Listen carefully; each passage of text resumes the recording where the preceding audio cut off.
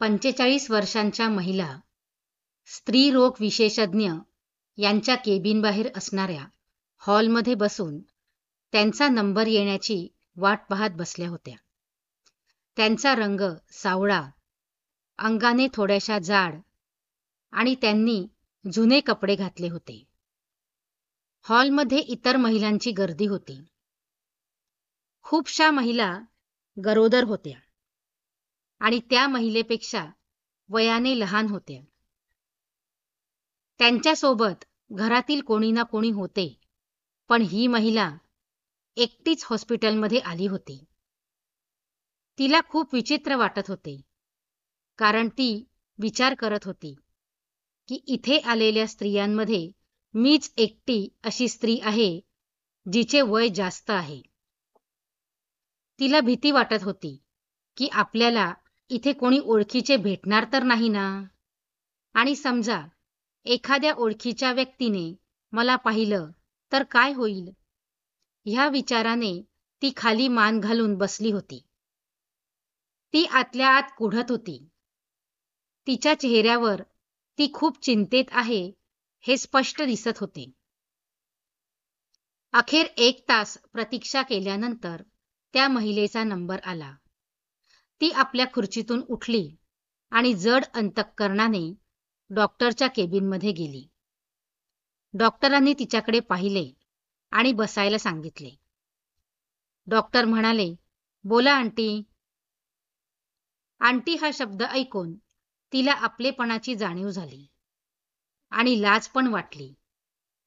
तिने हळूच आपल्या रुमालातून गर्भ तपासणीची स्ट्रीप काढली आणि डॉक्टरांकडे दिली.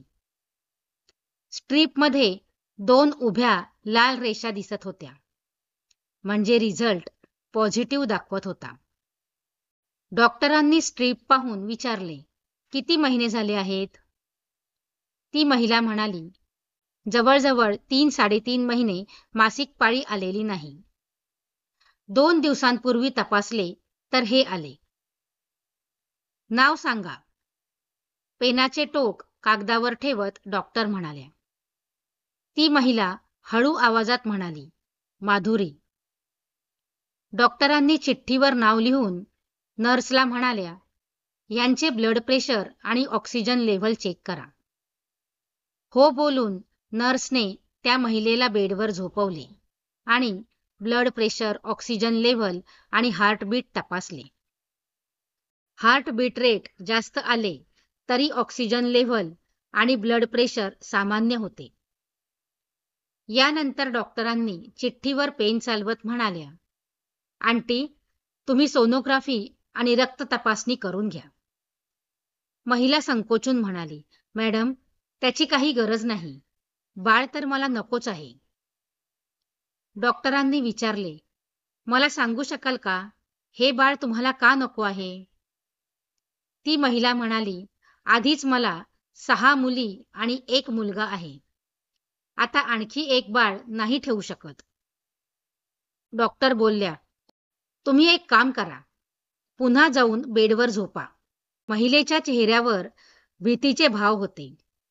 ती जाऊन बेडवर झोपली. डॉक्टर आल्या. त्यांनी पडदा ओढला आणि त्या महिलेला पेटिकोट सैल करायला सांगितले. तिने पेटिकोट सैल केला. डॉक्टरांनी पोटावर हात ठेवून हलके हलके दाबले. डॉक्टरांना आश्चर्य वाटले. त्या नर्स जवळ जाऊन काहीतरी पुटपुटल्या आणि आपल्या खुर्चीवर जाऊन बसल्या.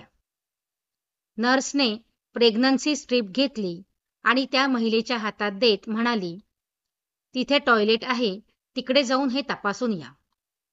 यावर ती महिला गडबडली आणि म्हणाली, तपासणी तर मी करून आली आहे आणि डॉक्टरांनी मी दिलेली स्ट्रीप पाहिली आहे.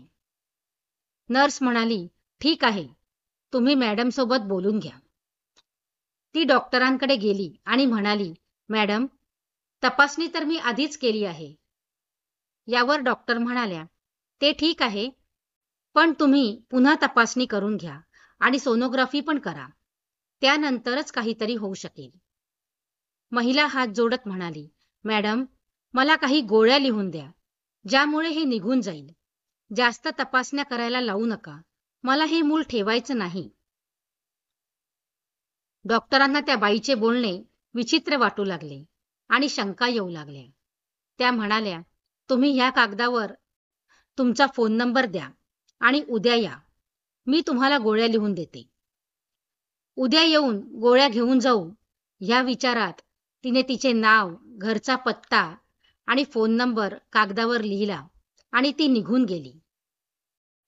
ती गेल्यानंतर डॉक्टरांनी तिचे सर्व रुग्ण तपासले आणि फ्री झाल्यानंतर त्यांनी स्वच्छता करणाऱ्या रीनाला बोलावले, जी त्या महिलेच्या जवळच्याच परिसरात राहत होती. डॉक्टर म्हणाल्या, रीना, इकडे ये. रीना जवळ आली आणि म्हणाली, काय मॅडम? डॉक्टरांनी तिला डायरीत लिहिलेला पत्ता दाखवला आणि म्हणाल्या, तू ह्या महिलेला ओळखतेस का? रीनाने पाहिलं आणि म्हणाली, आनंदनगर. इथे माझी नणंद राहते. ती ओळखत असेल बहुधा. का, काय झाले मॅडम? डॉक्टर म्हणाल्या, मला ह्या स्त्रीचे प्रकरण संशयास्पद वाटते आहे. जरा हिची पार्श्वभूमी तपासून सांगू शकतेस का? रीना म्हणाली, का नाही मॅडम, आत्ताच नंदेला फोन करून विचारते. रीनाने तिच्या नंदेला त्या महिलेबद्दल विचारले आणि तिने जे सांगितले ते डॉक्टरांसाठी चकित करणारे होते. रीनाच्या नंदेने सांगितले की माधुरीचा नवरा एका डेअरी फार्ममध्ये काम करतो. जवळपास 7 ते 8 महिने तो शहराच्या बाहेर आहे. डॉक्टरांनी रीनाला ठीक आहे असं बोलून जायला सांगितले. डॉक्टर विचार करू लागल्या, जर माधुरीचा नवरा 7-8 महिन्यांपासून बाहेरगावी आहे तर ती गर्भधारणेबद्दल कशी सांगू शकते? आणि गरोदर असण्याची कोणतीच लक्षणे तिच्यात नाहीत. दुसऱ्या दिवशी माधुरी पुन्हा हॉस्पिटलमध्ये आली. डॉक्टरांनी तिला समोर बसवले आणि म्हणाल्या, हे बघा आंटी, तुम्ही गर्भार नाही. हे मला काल तुमच्या पोटावर हात ठेवल्यावरच समजले होते. तुम्ही ह्या अशा प्रकारच्या गोळ्या कोणासाठी घ्यायला आला आहात? तुम्हाला माहिती आहे का ह्या गोळ्या घेतल्यावर याचे दुष्परिणाम काय होऊ शकतात? स्त्री दगावू शकते याने आणि भविष्यात पुन्हा गर्भधारणा होऊ शकणार नाही. माधुरीच्या चेहऱ्यावरचा रंग उडाला. ती काहीच बोलू शकत नव्हती. डॉक्टरांनी तिला विश्वासात घेऊन विचारले, हे बघा, तुम्ही न घाबरता काय झाले आहे ते सांगा. डॉक्टरांनी दाखवलेल्या आपलेपणामुळे माधुरीला बोलण्याची शक्ती मिळाली. ती बोलू लागली, मॅडम, मला 6 मुली आहेत आणि 1 लहान मुलगा. सासू सासरे आणि नातेवाईकांना वाटत होते की मुलगा व्हावा. मुलाची वाट पाहत 6 मुली जन्माला आल्या. आता 4 मुली लग्नाच्या झाल्या आहेत. त्यांचे लग्न करायचे म्हणजे आमच्यासाठी डोंगर फोडण्यासारखे आहे. त्यासाठी माझे पती दिवस रात्र काम करत आहेत. 1-1 वर्षापर्यंत घरी येत नाहीत. कसेही करून पै पै वाचवून त्यांना मुलींची लग्न करायची आहेत. आणि यातच माझी 3 नंबरची मुलगी नेहा. माझी मुलगी असे म्हणून माधुरी जोरात रडू लागली. डॉक्टरांनी तिला सांभाळले, तिला पाणी प्यायला दिले आणि विचारले, कृपया रडू नका, हिम्मत ठेवा. सांगा, काय झाले नेहा बरोबर? माधुरी जड अंतःकरणाने म्हणाली, नेहा 19 वर्षाची आहे. परिसरातील एका मुलासोबत केव्हा तिचे प्रेमसंबंध आले आम्हाला काहीच कळले नाही. ते केव्हा भेटत असत त्याची आम्हाला काहीच खबर नव्हती. मी तर सकाळी विड्या बनवायच्या कारखान्यात निघून जाते. परत दुपारी 3 वाजता येते. माझे पती कामासाठी बाहेरगावी असतात. आम्ही दोघे नवरा बायको मुलींसाठी कामे करतो. केवळ त्यांनी शिकावे, आनंदात राहावे, त्यांना काही कमी पडू नये म्हणून त्यांचे वडील तर कधी-कधी उपाशी पोटी कामे करतात. आम्ही पोटाच्या पाठी जातो. मागे घरात काय होते आम्हाला काहीच कळत नव्हते. नेहा आणि त्या मुलामध्ये तसे संबंध आले आणि माझी मुलगी आज 3 महिन्यांची गरोदर आहे. आणि म्हणूनच मी तिच्यासाठी इथे आली आहे. तिला इथे आणू शकत नव्हते, म्हणून मी स्वतःला गर्भार सांगितले. कृपया काही होत असेल तर करा, नाहीतर मरणाशिवाय आमच्याकडे काही पर्याय उरणार नाही. हे ऐकून डॉक्टरांच्या अंगावर काटा उभा राहिला. काय आयुष्य एवढे निर्दयी असते? आणि मुलगा जन्माला घालणे इतके आवश्यक आहे की त्यासाठी बायकांचे गर्भाशय एक जुगाराचा अड्डा बनवला जावा. यात वेळोवेळी फासे टाकून नशीब आजमावले जावे आणि जोपर्यंत फासा मुलाच्या रकान्यात जाऊन थांबत नाही तोपर्यंत ह्या निर्दयी समाजात मुलींना जन्म देत राहावं. या आजाराचे काय उपचार करावेत त्यांना काही कळत नव्हते. त्याचं मुलीबरोबर लग्न करून द्यावे की मूल जन्माला येऊ देऊ नये की पोलिसात कळवावे. डॉक्टरांनी खूपच उदास होऊन माधुरीला सांगितले, हे बघा, मला काहीच समजत नाही की तुमची कोणत्या प्रकारे मदत करावी.